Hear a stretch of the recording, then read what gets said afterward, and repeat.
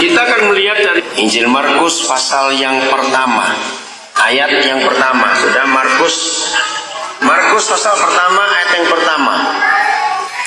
Inilah permulaan Injil tentang Yesus Kristus anak Tuhan. Jelas bahwa permulaan Injil tentang Yesus Kristus anak Tuhan. Ayat 2. Seperti ada tertulis dalam kitab Nabi Yesaya. Lihatlah, aku menyuruh utusanku mendahului engkau, ia akan mempersiapkan jalan bagimu. Nah, saya tanya kepada saudara, siapa yang dimaksud oleh Markus di ayat 2 ini? Siapa yang dimaksud? Yohanes Pembaptis. Nah, saudara, tahun 78 saya mendapatkan rahasia ayat ini, dan sungguh saya itu kaget sekali. Saudara perhatikan baik-baik, jelas ditulis bahwa inilah permulaan Injil tentang siapa? Yesus Kristus, anak Tuhan. Ya, oke. Tapi mengapa yang disebut justru Yohanes Pembaptis? Ini sebuah kebenaran yang kita harus tahu betul-betul. Saya mau tanya begini kepada saudara supaya gampang nanti kita masuk. Ngurus orang dengan ngurus binatang itu lebih gampang ngurus siapa? Nah, saya ulangi baik-baik, dengar pertanyaannya. Ngurus orang dan ngurus binatang lebih gampang ngurus siapa? Nah, kita ini siapa? Jadi Eko diam. Nah, saudara, ini masalahnya, ya. Maka itu dalam hidup suami istri juga begitu. Mengapa berteman itu lebih awet daripada menikah? Banyak kerepotan, banyak masalah. Karena orang itu unik. Nah, dari sini kita belajar. Jadi waktu itu akhirnya saya ketemu dengan seorang hamba Tuhan yang khusus punya pelayanan kesembuhan batin, namanya Ibu Esther Caroline. Lalu tahun itu saya diskusi dengan dia, kenapa bisa begini? Nah, Bu Esther pun tidak pernah tahu ada rahasia di balik ayat ini. Saudara, jadi Alkitab ini juga bukan cuma sekedar kitab suci agama Kristen, tapi lebih daripada itu. Ternyata Alkitab ini juga adalah buku ilmu jiwa. Dia buku psikologi yang luar biasa. Dan dalam semua kitab-kitab suci agama apapun juga, pembahasan yang sedetail ini itu tidak pernah ada. Nah, hari ini kita akan coba tahu. Kalau kita bisa mengerti ayat ini, saudara percayalah, dalam hidup ini kita gak akan pernah punya masalah dengan siapapun juga. Orang-orang yang sulit ngaku salah, ya sulit padahal dia salah, tapi nggak mau ngaku salah dan dia cari orang lain. Nah, itu namanya orang sombong. Karena di dunia ini nggak ada orang nggak bisa salah, betul tidak? Jadi kalau ada di antara kita yang masih suka tersinggung juga, ada di antara kita yang masih gampang bisa dijengkelkan karena yang lain. Pokoknya masalah-masalah kehidupan, masalah suami istri dan sebagainya, sebetulnya semua masalahnya ada di bagian ini. Mengapa Injil tentang Yesus Kristus, kata permulaan, semuanya buka ya, Markus 1 ini penting sekali. Mengapa jelas-jelas ditulis bahwa inilah permulaan Injil tentang Yesus Kristus anak Tuhan, jelas. Tapi yang disebut justru Yohanes Pembaptis. Inilah rahasia yang luar biasa. Jadi begini, kesimpulan mudahnya, orang tidak akan bisa terima Injil tentang Yesus sebelum dia mengalami pelayanan Yohanes Pembaptis.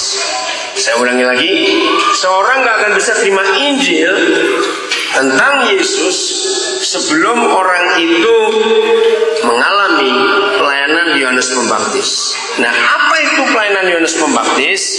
Kita lihat nubuat ini, kita nggak usah baca di Markus 1, kita langsung aja nubuatnya. Kita buka Yesaya pasal 40. Nah, dalam Yesaya 40 di sini kita melihat bagaimana seorang manusia itu dibentuk oleh Tuhan dan juga oleh keadaan di sekitarnya. Saya baca mulai ayat yang pertama. Inilah pelayanan Yohanes Pembaptis. Ya, mulai ayat yang pertama, YSM 40, judulnya Berita Kelepasan. Hiburkanlah umatku, demikian firman Tuhanmu. Saudara, secara jujur, semua manusia perlu dihibur tidak? Perlu. Ya, karena banyak masalah dalam hidupnya yang bisa melukai dan semuanya, maka itu perlu dihibur. Nah, siapa masih ingat dalam Injil Yohanes, penghibur itu siapa? Roh Kudus. Nah, ini pelayanan yang penting. Roh Kudus itu akan menghiburkan. Sebutkan satu hal saja. Apa hasilnya kalau seseorang itu dihibur? Apa? Puas, tenang, sukacita, teguh. Pokoknya orang itu pulih. Kalau orang itu dihibur, orang itu pulih. Jadi hasil dari hiburan itu luar biasa. Dan semua orang, saudara, sangat butuh untuk dihibur. Katakan amin. Nah, ini yang pertama. Apa lawan katanya hibur? Ayo, apa lawan katanya hibur? Apa? Menyusahkan. Sama, apa? Apa? Yang kuat. Menyakiti. Apalagi? Lawan katanya menghibur. Nah, kita lihat fakta ini. Menghancurkan dan macam-macam. Kita lihat fakta ini, ternyata iblis atau keadaan itu selalu berusaha untuk melawan Tuhan. Semua yang dunia ini buat selalu berkebalikan. Maka itu kita harus serius melakukan kebenaran ini. Hiburkanlah. Biasakan kalau seorang lihat orang susah, jangan cuek, tapi berusahalah untuk buat sesuatu atas orang itu. Katakan amin. Karena kalau kita penuh dengan Roh Kudus, maka itulah pekerjaan yang pertama dari Roh Kudus. Karena dia itu penghibur. Ya, saya harap saudara mengerti pelayanan ini. Ya, saya ingin, maaf ya kalau saya cerita tentang saya, saudara jangan mikir yang lain-lain. Saudara tahu bagaimana sikap saya hidup. Saya itu paling gak bisa lihat orang susah. Ya. Kalau tidak, gak akan ada pelayanan seperti ini. Betul tidak? Saya ingin saudara mengerti. Maka itu bagi saudara, maaf, saya ulangi, yang sudah mendapatkan manfaat dari pelayanan ini dan hidup saudara berubah, saya ingin saudara juga mulai mengerjakan itu untuk orang lain. Katakan amin. Supaya pekerjaan cepat selesai. Nah, saudara harus tahu, kalau kita betul-betul melakukan pekerjaan Roh Kudus ini, menghiburkan orang lain, maka konsekuensinya adalah kita yang akan selalu mengalami kerugian.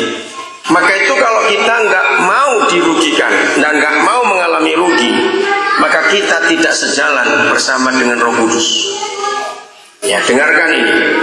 Yang makan permen karet, saya harap saudara jangan melamun, perhatikan baik-baik. Ini serius untuk didengarkan. Saya ulangi, biarlah pelayanan ini saudara kerjakan dengan baik-baik. Karena musuhnya cuma satu, egois. Orang egois adalah orang yang mau repot. Betul tidak? Yang gak mau direpoti. Untuk itu, dunia akan makin banyak mengalami luka. Oke, saudara beri tanda Yesaya pasal 40. Nanti kita kembali. Karena kita semua tahu bahwa penghibur itu adalah Roh Kudus.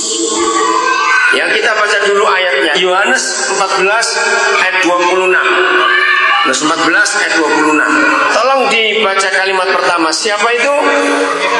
Tetapi penghibur itu yaitu siapa? Roh Kudus. Ya.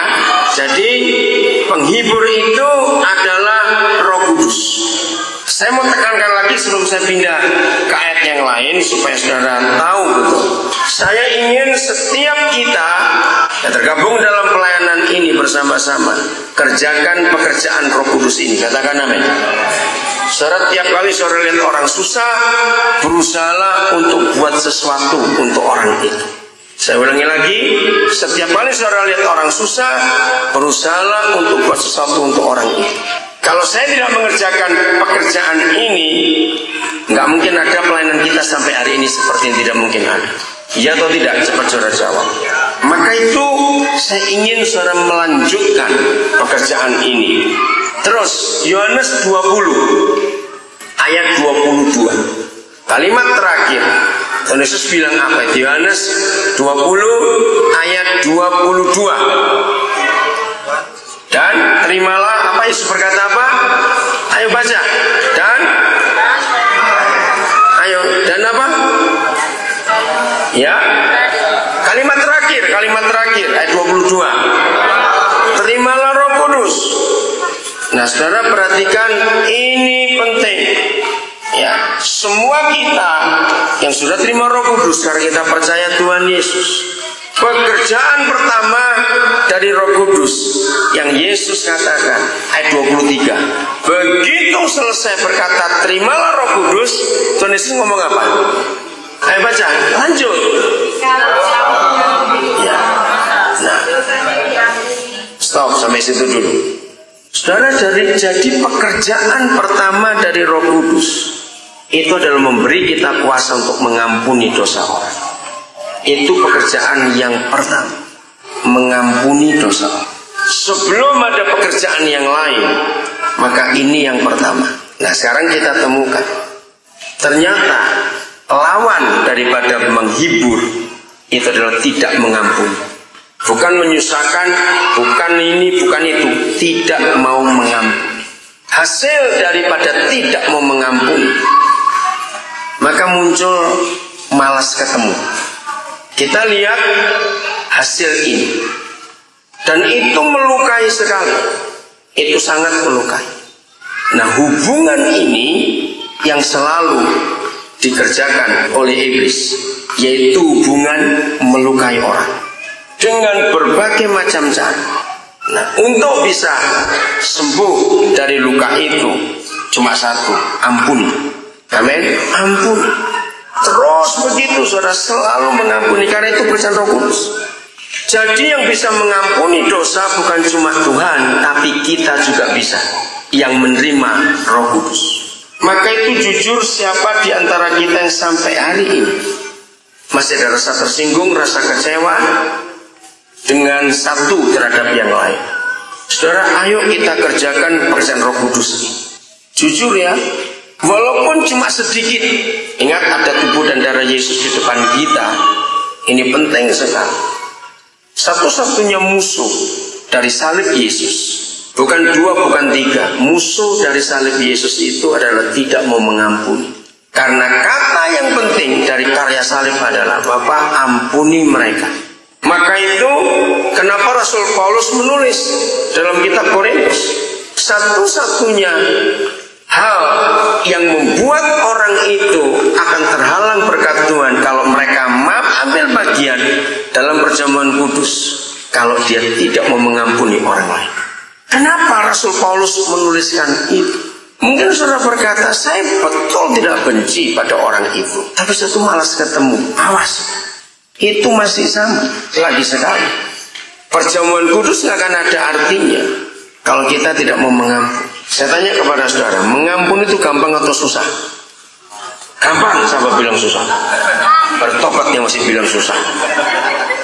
Gampang mengampuni. Hanya orang sombong yang nggak mau mengampuni. Kenapa orang sombong nggak bisa mengampuni? Karena dia merasa dirugikan. Dia merasa, aku nggak salah kok, bukan aku yang salah. Jadi begitu pula dalam hubungan suami istri. Mengampuni itu memulihkan semua. Mengakui salah itu hal yang mudah, tapi orang sombong itu sulit. Orang sombong tidak akan mengakui salah, dia akan cari alasan. Dan dia akan urus dengan orang itu, dia akan hubungi orang itu, dan dia akan mengatakan, gara-gara kamu itu sampai aku disalahkan. Nah, itu orang sombong. Maka itu mengampuni itu tidak susah. Katakan, mengampuni tidak susah. 1, 2, 3. Kalau saudara berkata susah, lebih baik saudara mati. Loh, karena upah dosa itu maut. Loh, betul tidak? Upah dosa itu maut. Dosa itu nggak cuma berzina, tapi tidak mengampuni dosa atau tidak? Dosa. Justru pengampunan itu terjadi kalau kita mengampuni orang yang bersalah kepada kita. Tolong baca Matius 6 ayat 14-15. Yang kuat suaranya, Matius 6. Ya, saya akan bereskan dulu bagian mengampuni ini. Serius. Selama saudara masih malas bertemu dengan yang lain, berarti saudara belum mengampuni orang itu. Dan apa yang terjadi kalau kita nggak mau mengampuni? Yang kuat saudara, saya minta lain kali kalau saudara datang ibadah bawa Alkitab. Saya nggak mau main-main. Saudara kesini ngapain kalau nggak bawa Alkitab? Oke, serius. Coba dibaca. Karena demikianlah firman Tuhan Matius 6 ayat 14 dan 15. Karena jikalau kamu mengampuni kesalahan orang, Bapamu yang di surga akan mengampuni kamu juga. Tetapi jikalau kamu tidak mengampuni orang, Bapamu juga tidak akan mengampuni kesalahanmu. Ya, saudara perhatikan kalimat terakhir ayat 15. Kalau kamu tidak mengampuni kesalahan orang, maka Bapamu yang di surgamu tidak akan mengampuni kesalahan. Nah, coba perhatikan statusnya. Saya tanya status. Apa status orang yang tidak bisa diampuni oleh Bapa di surga? Dia berstatus apa? Statusnya apa? Kalau orang itu nggak bisa diampuni, orang berdosa. Betul?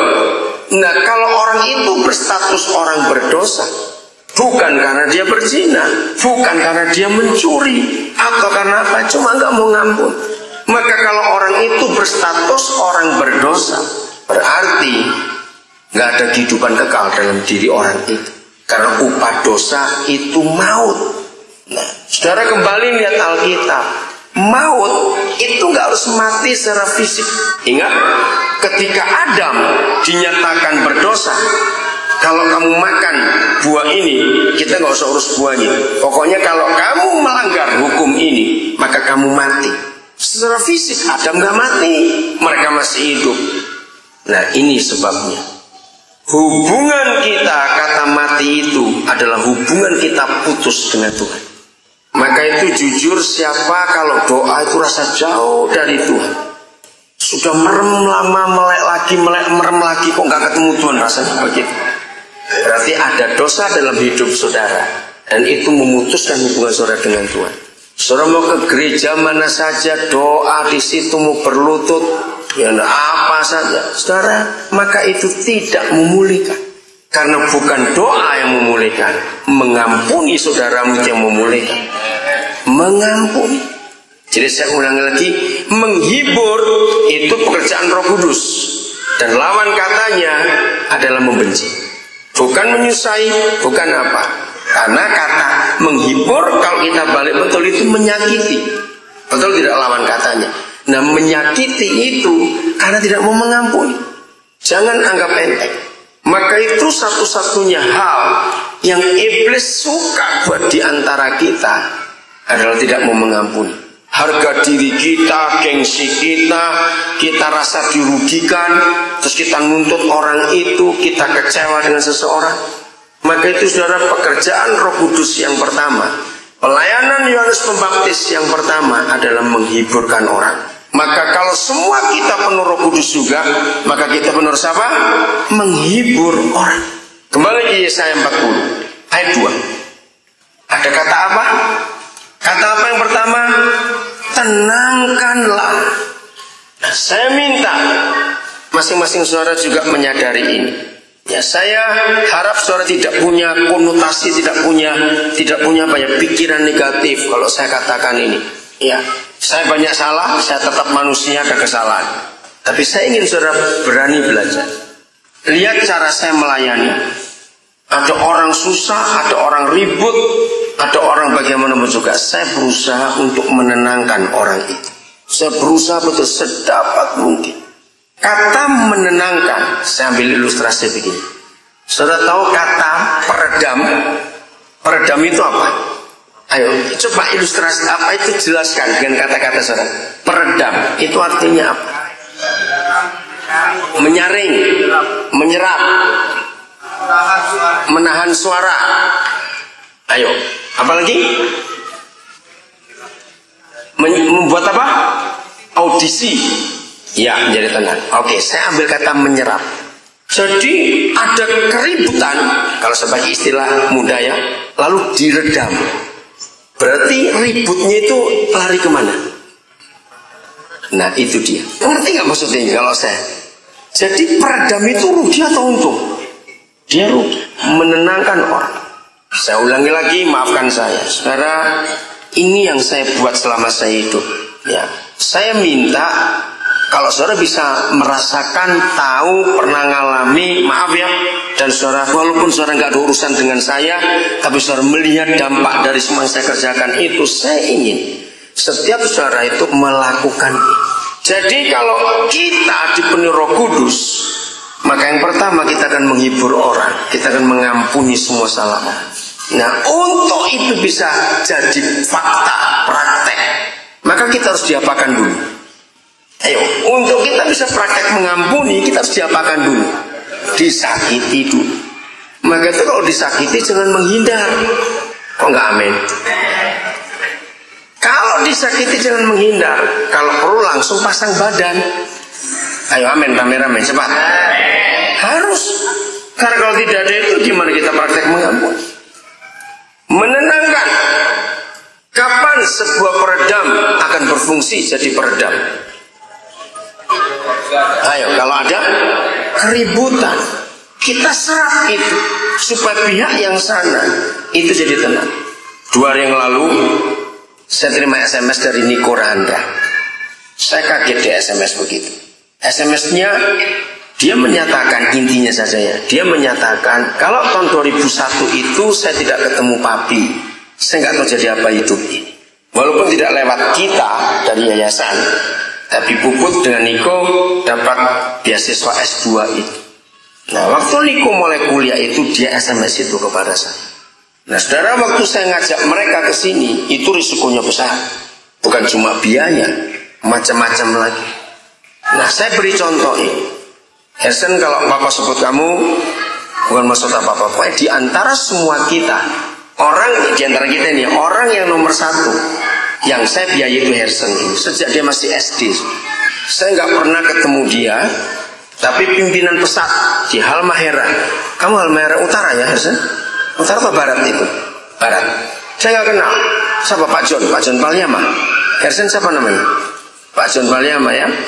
Nah, pimpinan pesat yang di Halmahera Barat waktu itu dia beritahu ada anak yang perlu biaya. Saya nggak pernah kenal dia. Nah, saya juga nggak pernah tanya itu anak siapa atau bagaimana, tidak. Saudara, maka itu dalam hidup ini betul-betul kita harus berani untuk menjadi peredam. Oh, nggak ada yang amin, saudara. Pokoknya nggak dengar ini bagaimana? Amin. Harus menjadi peredam. Kita bersyukur Tuhan pakai saudara kita Raymond Sabandar sehingga urusan KTP kependudukan nggak perlu repot. Nah, saudara harus tahu sejarahnya. Omnya, keluarga Pak Sabandar yang di sini, suami dari Ibu Ati, Ibu Pendeta itu. Saya nggak pernah kenal, cuma dia bilang, Koden, saya tuh punya kemenakan begini. Ya udah, saudara, kalau saya ceritakan ini, saya minta masing-masing saudara itu berani melakukan firman Tuhan. Amin. Saya minta saudara berani melakukan firman Tuhan tanpa ngitung untung ruginya. Berkali-kali saya berkata ini kepada saudara, tiap kali kita melakukan firman lalu merasakan ngitung dulu untung ruginya, maka sampai kapanpun juga orang itu tidak akan bisa melakukan firman Tuhan. Saya mau tekankan di bagian ini dalam nama Yesus. Kalau saudara ingin jadi pelaku firman, jangan pernah mikir untung rugi. Amin. Lakukan saja. Karena prinsipnya, kalau kita yang rugi, pasti Tuhan yang untung. Dah cuma gitu saja. Amin. Kalau kita yang untung, yang rugi pasti Tuhan. Maka itu kalau saudara apa-apa selalu ingin cari untung, engkau dasar Yahudi pelit gitu saudara. Bertobat betul-betul itu. Apa saja jangan mikirkan untung berapa, enggak. Minggu yang lalu tanggal 17 dalam acara pemberkatan pernikahan, Roh Kudus sampaikan ini. Saya bicara kepada pengantin itu. Jadi begini, salah satu pengecekan dalam rumah tangga kita adalah, ya sebagian besar saudara nggak akan kena pada prinsip ini, karena saya tahu. Tapi ini keluarga yang menikah ini keluarga kaya. Nah, dalam pernikahan salah satu ukurannya adalah setelah sekian tahun menikah, masing-masing orang suami istri itu ngecek uang yang dibawa masuk sebagai modal pernikahan itu, kan karena mereka dua-dua mampu, Jadi saya ngomong, jadi kalian yang suami bawa sekian kekayaan, istri bawa sekian kekayaan. Yang perlu dinilai adalah setelah sekian tahun menikah, uangnya siapa yang masih utuh terus. Ngerti maksudnya? Nah, itu yang penting. Maka itu dalam suami istri ini penting, saudara. Saya minta saudara masing-masing jujur. Siapa dalam pernikahan yang uangnya nggak boleh kurang? Kalau perlu tambah terus. Kenapa? Ya toh banyak keluarga ribut gara-gara itu. Jadi kalau kita mengaku melayani Tuhan, lalu dalam harta kita takut untuk kurang, kita bersalah besar. Saudara, belajar terus untuk jadi berkat dalam hidup ini. Amin. Kalimat ketiga, kata ketiga, setelah hiburkan, tenangkan, dan serukanlah kepadanya bahwa perhambaannya sudah berakhir, bahwa kesalahannya telah diampuni. Luar biasa bukan? Kata perhambaan itu macam-macam. Diperhamba oleh dosa, diperhamba oleh ikatan ini, ikatan itu, banyak sekali. Sudah berakhir, sampaikan itu. Nah, apa artinya? Kalau Roh Kudus memenuhi kita, lalu pelayanan kita itu membuat orang-orang yang ditindas oleh dosa, diperhamba oleh kejahatan, diperbudak oleh macam-macam ikatan, lalu orang itu kita sampaikan, serukanlah, hei, perhambaanmu sudah berakhir, kesalahanmu telah diampuni. Kira-kira orang itu hasilnya apa dalam hidup mereka? Apa? Merdeka, sukacita, bebas.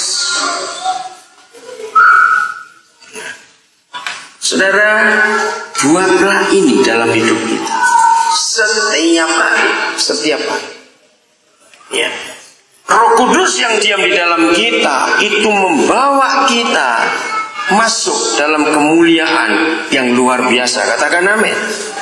Maka itu jangan kita pernah kalah oleh keadaan apapun juga, karena Roh Kudus yang mengurapi kita itu betul-betul dahsyat. Kita buka lebih, boleh tanda lagi Yesaya 40. Kita buka Yesaya 41. Apa yang terjadi kalau Roh Kudus itu mengurapi kita? Apa yang terjadi? Yesaya 61 mulai ayat 1.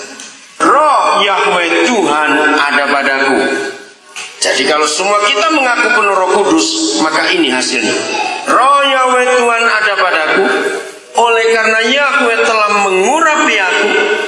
Ia telah mengutus aku untuk menyampaikan kabar baik kepada orang-orang sengsara dan merawat orang-orang yang remuk hati, untuk memberitakan pembebasan. Saya ulangi, ini ada di Yesaya 40 bagian ketiga tadi. Untuk memberitakan pembebasan kepada orang-orang tawanan dan kepada orang-orang yang terkurung, kelepasan dari penjara. Seterusnya dibaca sendiri. Jadi kalau kita penuh Roh Kudus, itu pekerjaan Roh Kudus dalam diri kita. Maka itu begini, ya. Dalam satu minggu,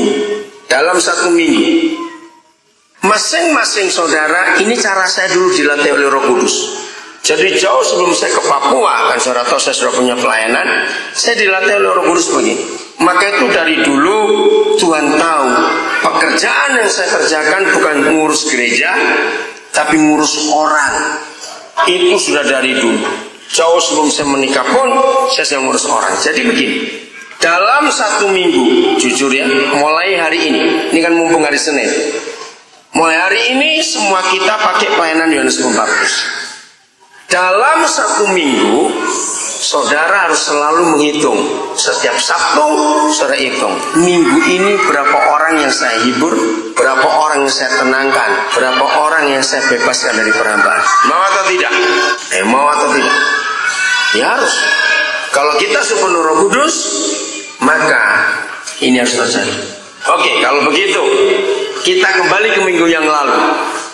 Seminggu yang lalu, berapa orang yang saudara hibur? Karena kalau saudara tidak menghibur orang, berarti saudara nyakitin orang. Betul tidak? Berapa orang yang saudara tenangkan? Kalau nggak ada, berarti saudara buat orang itu ribut. Yang ketiga, berapa orang saudara bebaskan dari perambaan? Kalau tidak, berarti saudara menambah beban hidup orang itu. Dan ini pekerjaan Roh Kudus. Maka itu saya ulang-ulang, orang pelit dan orang egois itu jadi intipnya neraka. Catat itu baik-baik. Saya ulangi, orang pelit dan orang egois dia nggak akan bisa masuk surga. Maka itu belajar untuk mikir orang lain, karena itu pelayanan Yohanes Pembaptis. Selalu begitu.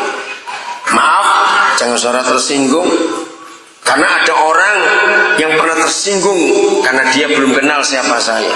Karena mereka tahu, orang itu tahu saya nggak punya anak kandung.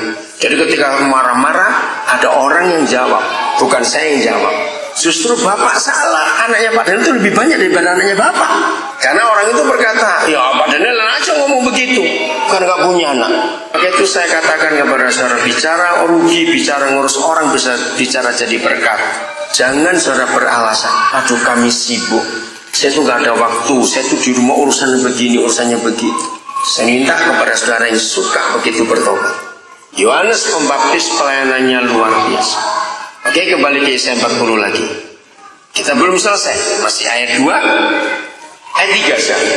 Ada suara yang berseru-seru, persiapkanlah di padang gurun jalan untuk Yahweh, luruskanlah di padang belantara jalan raya bagi Tuhan kita. Dua hal dalam ayat 3 yang kita akan lihat, saudara.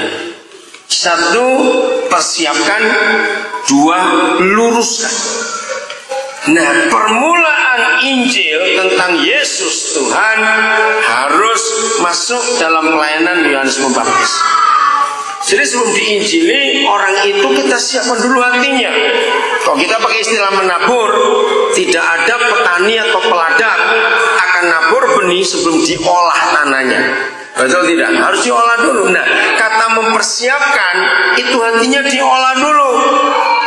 Nah, hati itu diolah itu dengan cara Roh Kudus mengurapi kita pakai pelayanan Yesaya 61 yang kita sudah baca tadi. Luruskanlah jalan di padang belantara. Artinya orang itu mulai dibimbing, orang itu mulai dituntun hidup yang benar di hadapan Tuhan. Ayat 4 sekarang. Nah, ini yang ilmu jiwa itu pakai. Setiap lembah harus ditutup. Satu. Setiap gunung dan bukit diratakan. Dua. Tanah yang berbukit-bukit harus menjadi tanah yang rata. Tiga. Dan tanah yang berlekuk-lekuk menjadi dataran. Empat. Saudara, saya menemukan kebenaran ini karena tidak ada buku lain yang pernah menuliskan. Jadi begini, ilmu pengetahuan itu punya satu cara acuannya. Ya, saya ulangi, disebut ilmu pengetahuan itu punya satu cara acuan ya untuk menilai. Kalau ada orang menemukan sesuatu, maka seluruh dunia, apalagi sekarang sudah internet jadi gampang, seluruh dunia harus mencari mana literatur tertua yang pernah menuliskan penemuan itu. Nah, itu cara ilmu pengetahuan menentukan ini asli atau plagiat atau apa itu menjiplak, ya, bukan niru, memalsu. Jadi semua penemuan di dunia ini mereka cek literatur tertua itu apa. Saudara akan kaget kalau saya beritahu ini. Ternyata banyak sekali ilmu pengetahuan yang larinya itu ke kitab Musa atau Alkitab. Sebab literatur tertua yang ditemukan itu di Alkitab. Nah, biasanya semua orang tahu kalau suatu hari nanti ternyata ada literatur yang lebih tua lagi ditemukan, maka yang ini gugur. Nah, hebatnya apa yang dituliskan Alkitab itu belum pernah digugurkan oleh siapapun juga, karena ini paling tua. Nah, contoh, kalau saudara buka kitab Ayub dan kitab Yesaya, itulah literatur tertua yang ditemukan oleh manusia yang ada tulisan dunia ini bulat. Jadi dunia ini diakui bulat. Literatur paling tua itu literaturnya Ayub, yang kedua itu Yesaya.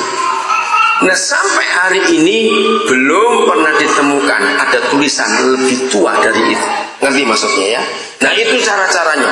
Dalam fisika, dalam biologi itu tertua. Saya beri contoh lain lagi.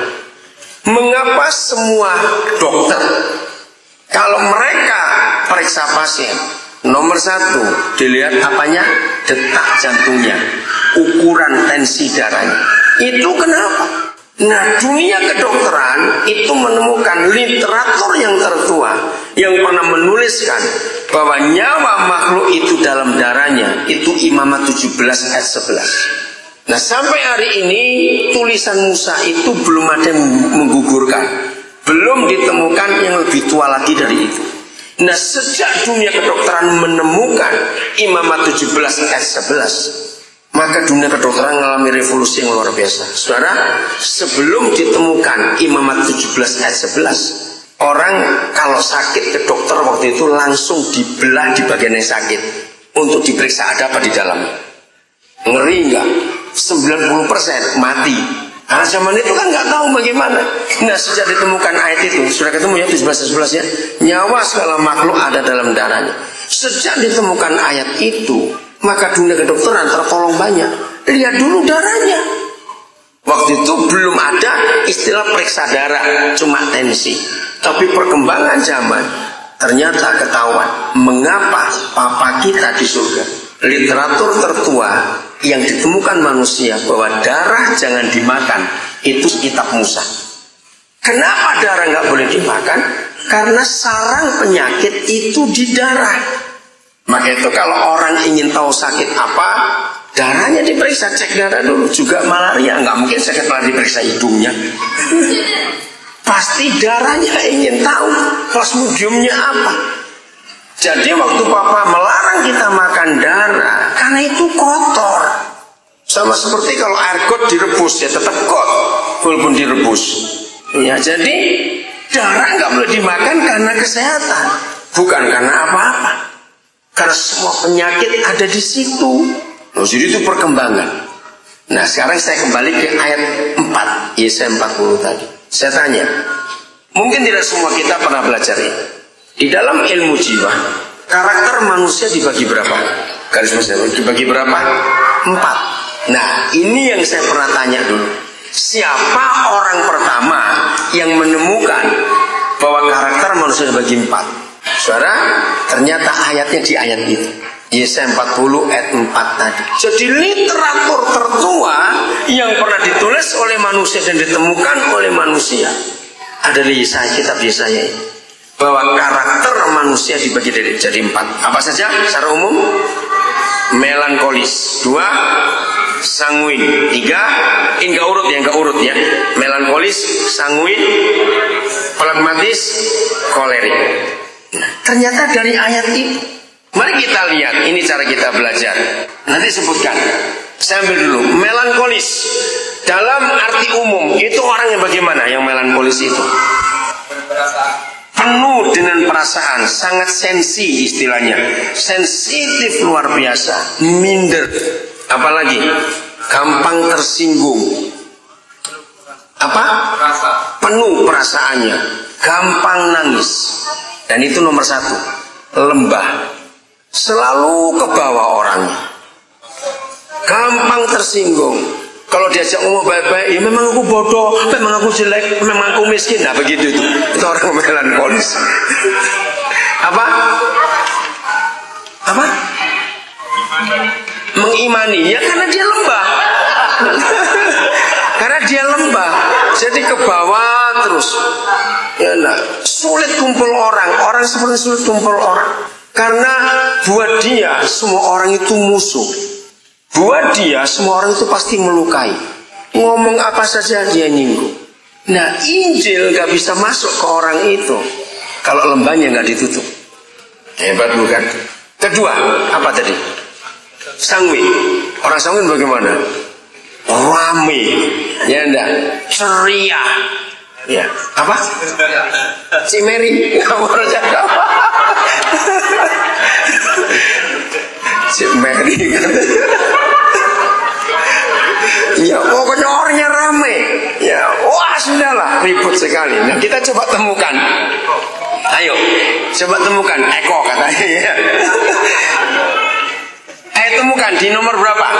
Kalau lembah sudah ketahuan itu orang melankolis. Kira-kira sanguin yang mana? Gunung, bukit. Jadi ini tinggi terus. Oke, kita lihat dulu. Tanah yang berbukit-bukit. Jadi yang pelin-pelan, naik turun begitu. Tanah yang berlekak-lekuk. Ya, yang licin orang itu. Jadi yang mana kira-kira yang sanguin itu? Kedua bukan gunung dan bukit. Jadi selalu nonjol. Ya, wah rame betul orangnya itu. Jangan bilang Cik Mary lagi ya. Saudara, orang seperti juga harus dipulihkan hidupnya.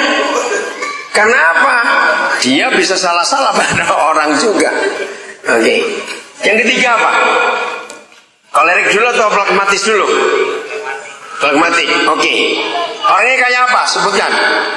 Ayo. Yang belajar kejiwaan, kenapa? Apa? Sedang-sedang, tenang. Orangnya nggak bludak-bluduk, ya enggak. Orang yang gampang rileks. Kira-kira masuk yang mana itu? Masuk yang mana? Ayo tinggal dua, cepat tunjukkan. Berlekuk-lekuk, pelin-pelan, nggak tegas. Ya, saudara, itu pun masalah dalam Injil. Yang ketiga, kolerik, itu yang berbukit-bukit. Orang nggak pernah stabil dalam hidupnya. Pagi begini, sore lain lagi sudah. Berubah terus. Apa emosinya nggak stabil juga. Cara ngambil putusan juga begitu. Nah bayangkan, kalau saudara saya tunjukkan ini masih banyak lagi. Ternyata Alkitab itu betul-betul buku yang luar biasa. Amin, ini buku yang hebat. Maka itu kenapa saya harus tekan anak-anak sekolah. Nah, saya lanjutkan ayat 5 dulu. Ayat 5. Apa yang terjadi kalau pelayanan ini berhasil? Maka, kata penghubung maka itu menerangkan hasilnya. Hasilnya dahsyat saudara. Kalau pelayanan ini dikerjakan dengan baik, maka kemuliaan Yahweh akan dinyatakan dan seluruh umat manusia akan melihatnya bersama-sama. Sungguh Yahweh sendiri telah mengatakannya. Nah sekarang kita tanya, jadi gini, tahun 78 itu bulan Januari, saya tiba-tiba itu tersadarkan, kenapa ya orang ini sifatnya begini, orang itu sifatnya begitu. Kenapa yang ini begini? Saya sudah kumpul banyak orang. Kenapa? Nah saya tidak tahu, waktu itu saya tidak baca buku, saya tidak apa-apa. Cuma dalam pelayanan, dalam kumpulan-kumpulan, kenapa ini orang bisa begini, kenapa bisa begitu? Tiba-tiba saya itu ingin tahu. Nah, saya bersyukur Roh Kudus sudah mendidik saya dari dulu begitu. Kalau ada sesuatu yang muncul dalam hidup saya harus tanya pada Roh Kudus. Pasti ada ayatnya di Alkitab. Saya ingin juga punya iman seperti itu.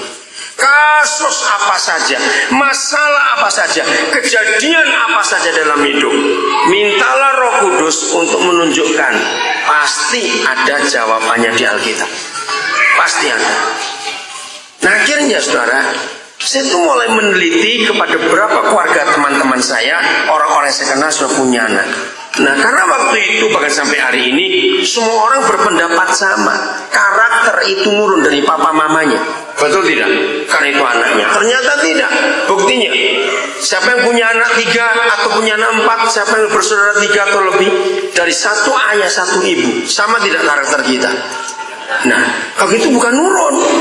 Nah saya mau menyelidiki dari mana karakter itu muncul. Bapaknya yaitu, ibunya yaitu, kenapa anaknya beda-beda? Bahkan ada yang ekstrim perbedaannya itu. Antara kakak nomor 1 dengan adik nomor 2, bedanya langit dan bumi. Kenapa bisa begitu? Nah saya percaya jawabannya pun ada di Alkitab. Nah saya juga diajar Roh Kudus begini. Setiap kali kita menemukan kebenaran dalam pewahyuan, minta ilmiahnya itu apa? Harus. Kenapa perlu minta ilmiahnya? Karena kita berurusan dengan orang-orang yang bukan Kristen. Maka nggak bisa terima kalau cuma firman saja. Buktinya apa? Ilmiahnya apa? Nah itu kita tanyakan. Saya masih ingat kasus terbesar yang saya tanya waktu itu. Saudara pernah baca nggak Yosua pasal 1? Ada 2 kali ayat yang mengatakan, kalau kamu merenungkan firman siang dan malam dan memperkatakan, maka hidup akan berhasil. Nah itu firman.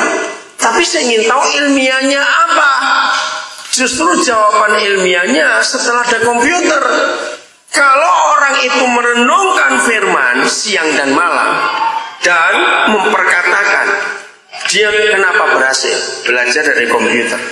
Saudara, semua komputer kan punya kemampuan untuk nyimpen data, bukan? Pernah dengar istilah CD-ROM?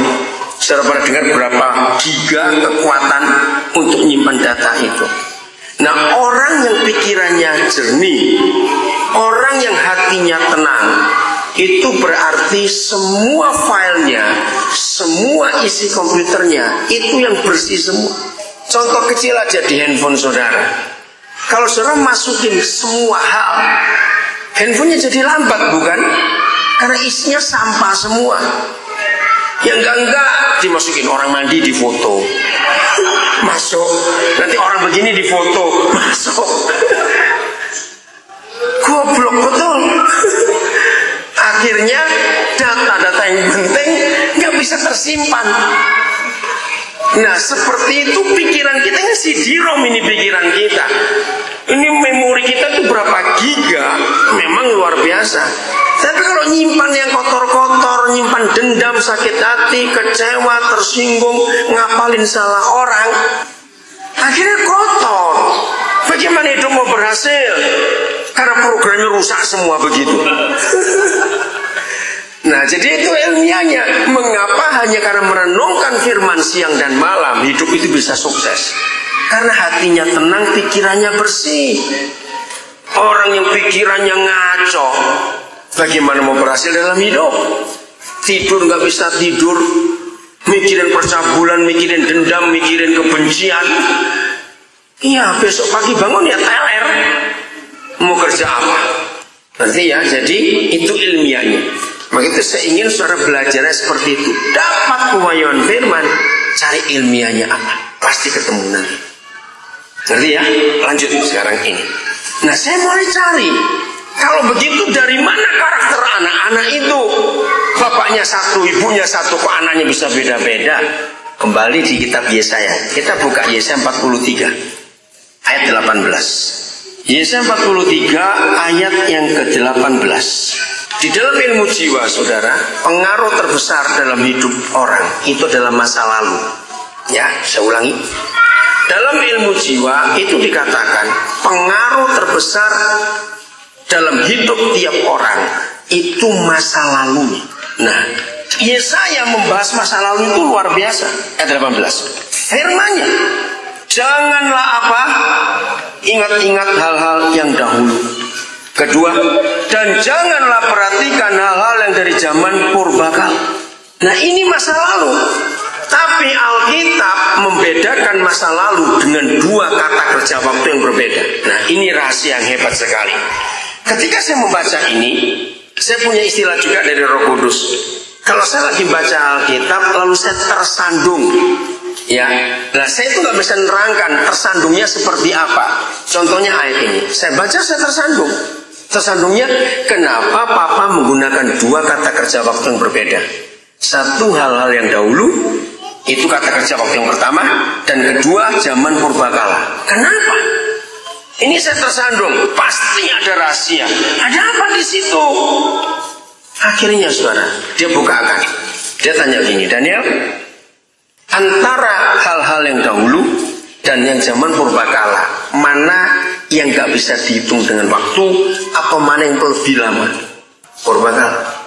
Nah ringkasnya saya gak bisa bicara detail. Waktu itu Roh Kudus bersama pewahyuan. Ternyata manusia, ini ilmu jiwa mengatakan, itu dibagi dari 2 waktu. Waktu yang pertama selama dalam kandungan, waktu yang kedua setelah dia lahir. Nah dari 2 waktu ini, dalam kandungan dan sejak dia lahir, mana yang purbakala dan mana yang dahulu?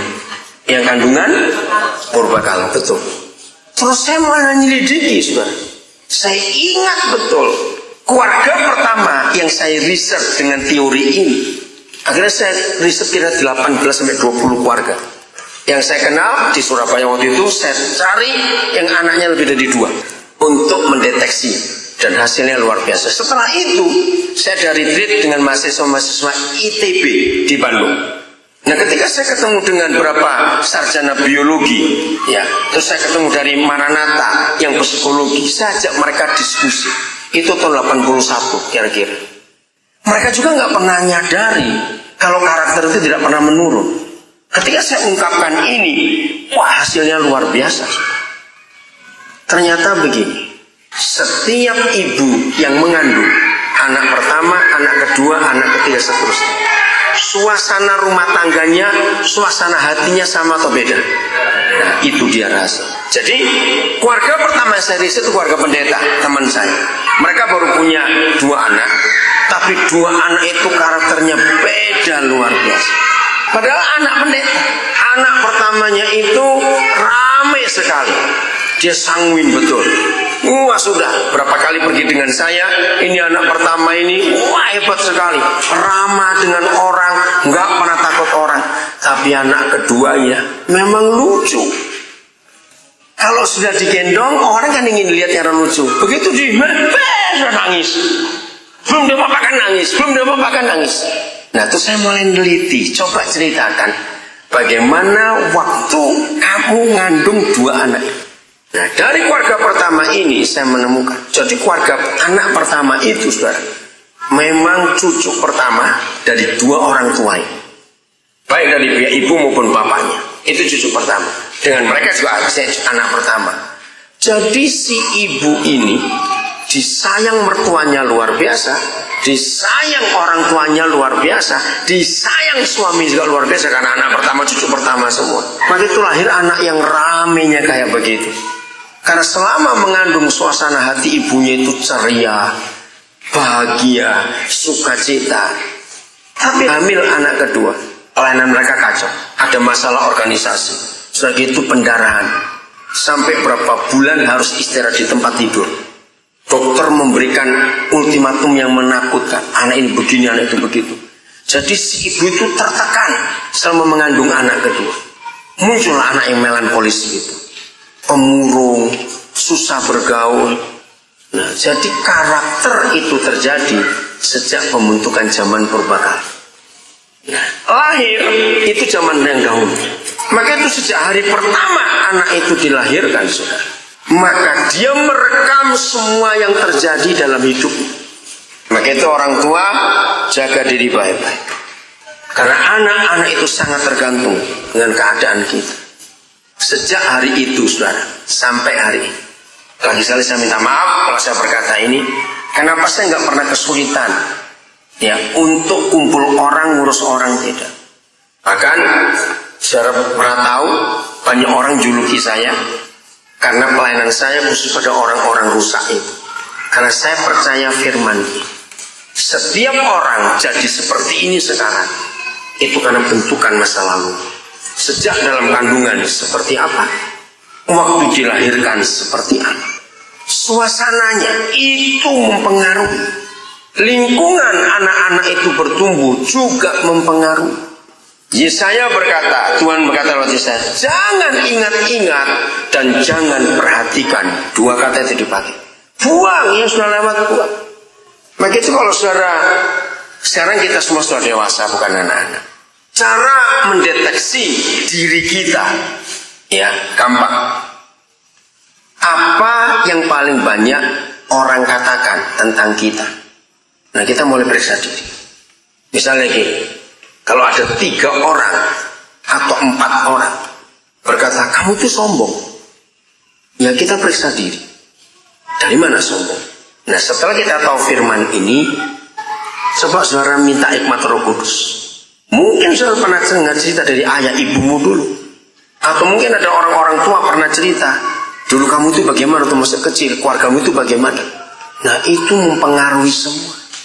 Nah, saya harap mulai hari ini saudara kalau menghadapi orang pakai ayat ini. Akhirnya saudara, saya ambil keputusan begini. Kalau begitu, makin aneh orang itu, saya makin senang untuk kumpul. Sebab dia akan jadi dosen ilmu jiwa saya gratis. Amin. Karena kita belajar. Kenapa kamu bisa begitu? Kita selidiki masa lalunya. Kenapa? Coba bongkar. Di samping Roh Kudus akan menolong kita. Kita cari data. Oke, saya berhenti dulu. Saya beri kesempatan 3 orang untuk bertanya. Atau saya menambahkan sharing. Khususnya pernah belajar tentang kejiwaan. Ayo tambahkan. Supaya lebih lengkap nanti. Ada? Cepat, jangan lama-lama. Ya. Yang kuat suaranya. Atau berdiri sini pakai mic. Karena suara Pak Basuki nggak sesuai body.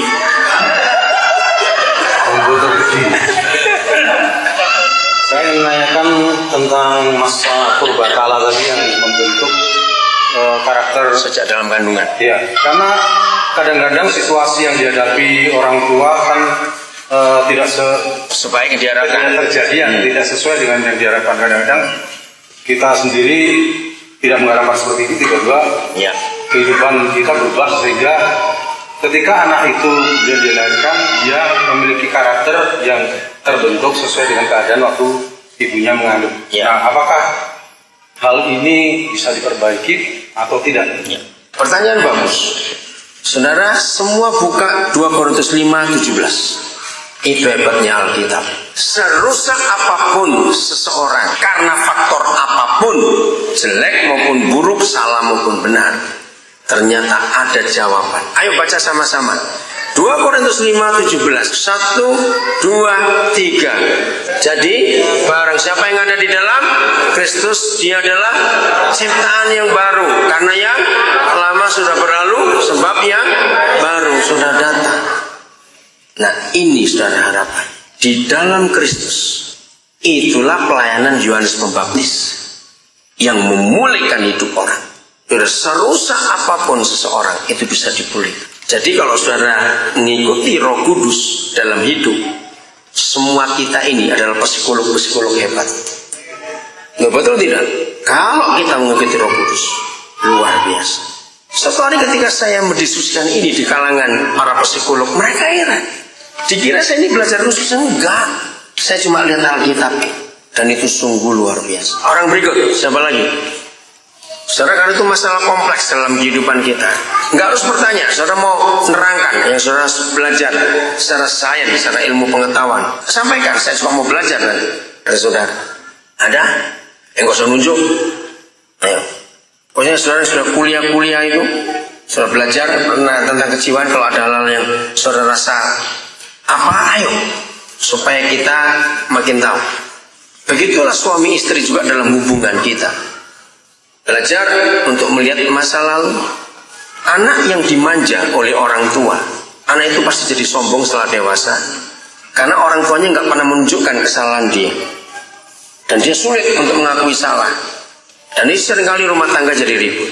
Ayo saya beri kesempatan. Ada lagi, cepat. Saya minta mulai hari ini semua kita praktek dalam kebersamaan kita dalam komunitas ini. Terus yang lain-lain mulai jujur. Artinya kalau ada saudaramu menyatakan kesalahan, jangan marah dulu. Tunggu sampai berapa orang. Kalau ada berapa orang ngomong hal yang sama, berarti ada yang salah dalam hidup ini. Itu penting sekali untuk kita tahu. Dan ayo kita perbaiki. Ada lagi mau tanya? Ya, yang masuk sini lagi. Ayo yang jelas. Yang lain ya habis ini.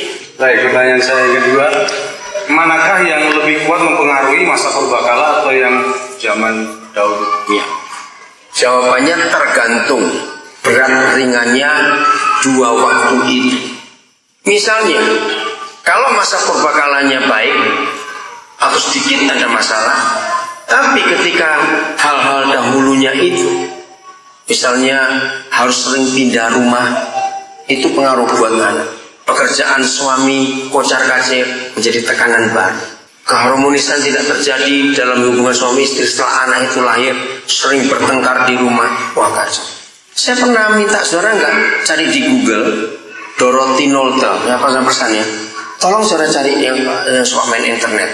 Satu-satunya orang di dunia ini yang menuliskan secara benar dalam hukum Alkitab dan hukum psikologi itu Dorothy Nolte. Nolte, cari di Google.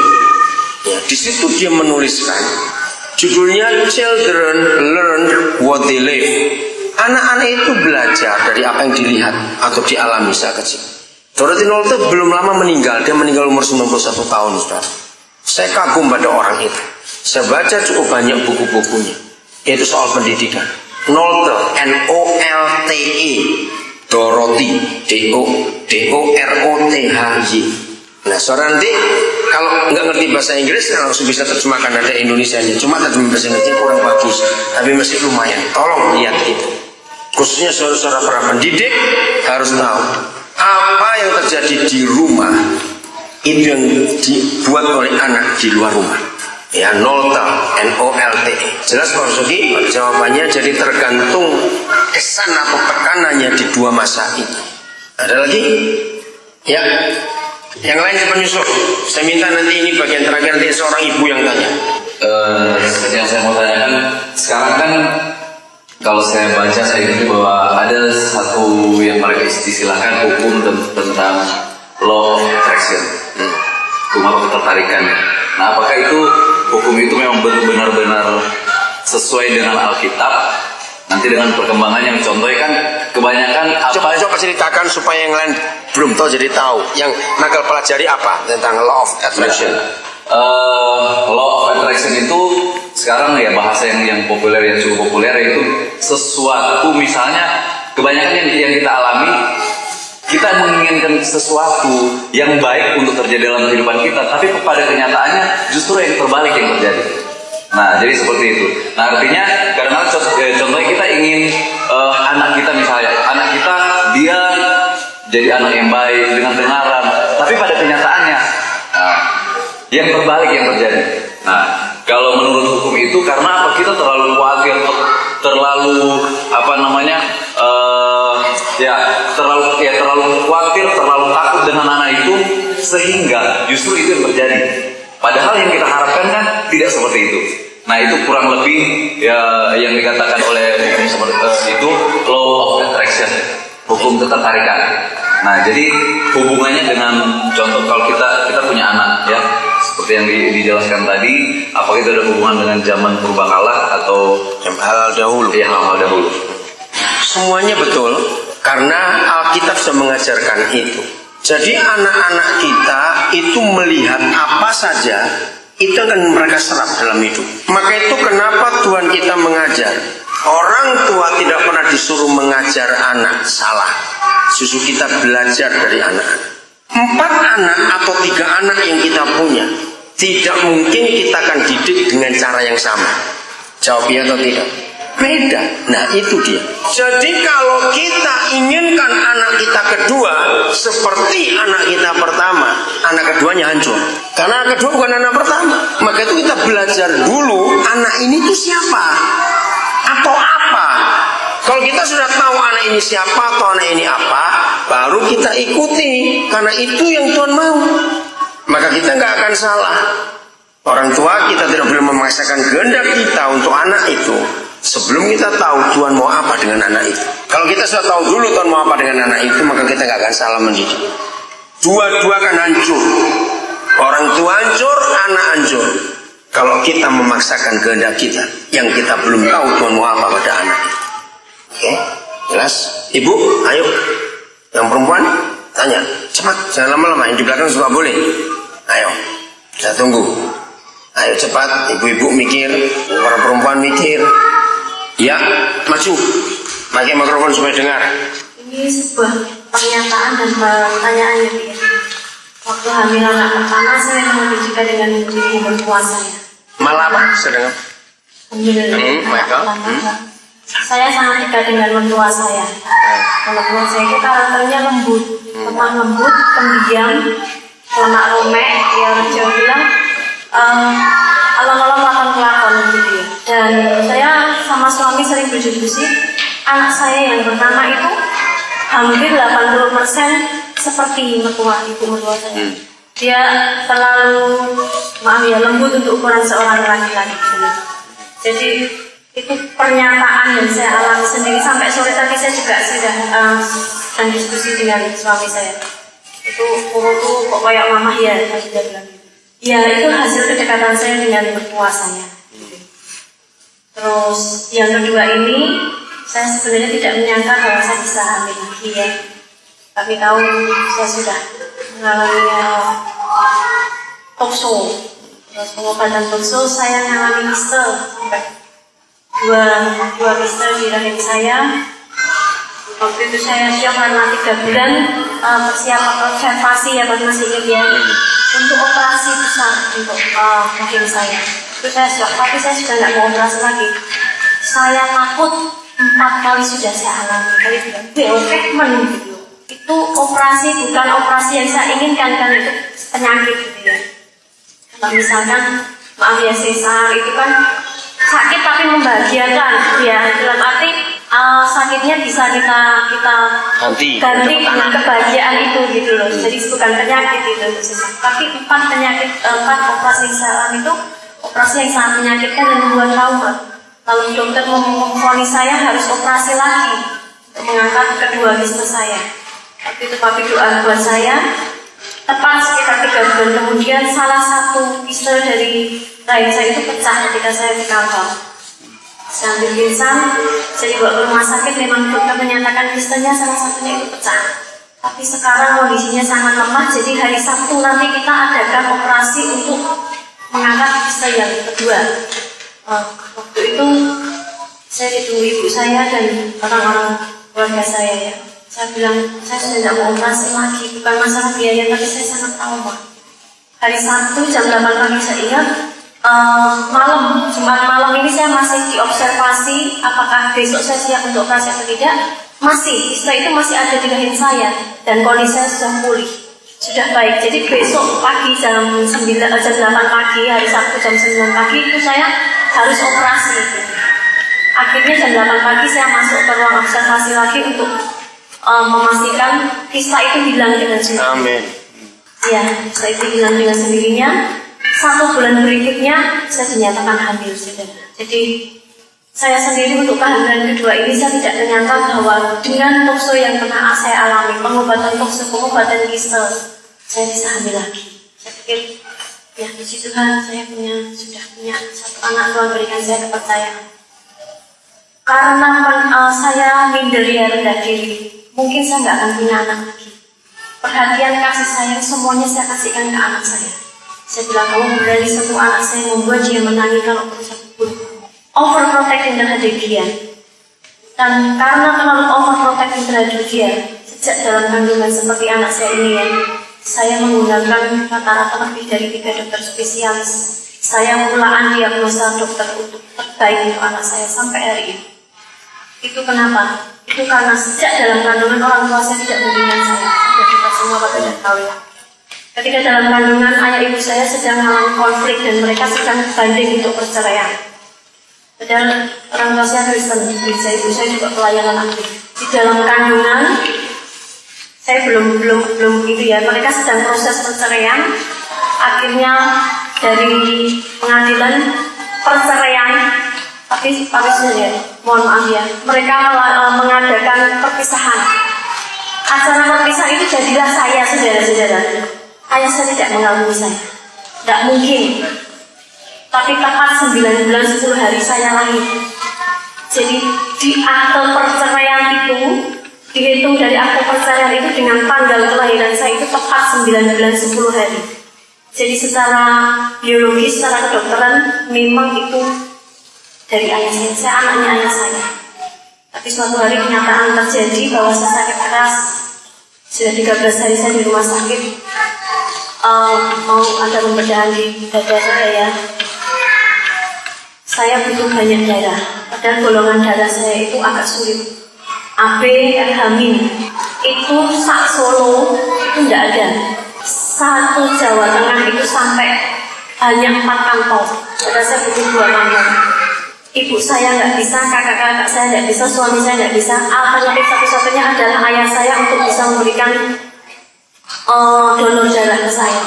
Ayah saya datang, tapi saudara tahu nggak? Darah ayah saya itu tidak sama dengan saya. Jadi seluruh seisi keluarga saya itu tidak ada yang bisa mendonorkan darah kepada saya. Ibu saya, kakak-kakak saya, adik saya, bahkan ayah kandung saya tidak bisa. Karena darah saya itu tidak ada yang sama dengan saya.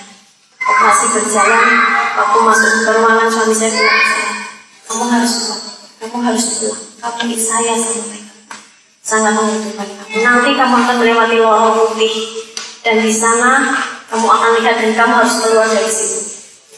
Saya nggak bisa kamu ninggalin saya. Sekitar tahun 2007 dokter bilang umur saya tinggal 2 hari. Orang tua saya udah nangis semuanya, tapi saya bilang Tuhan, kalau memang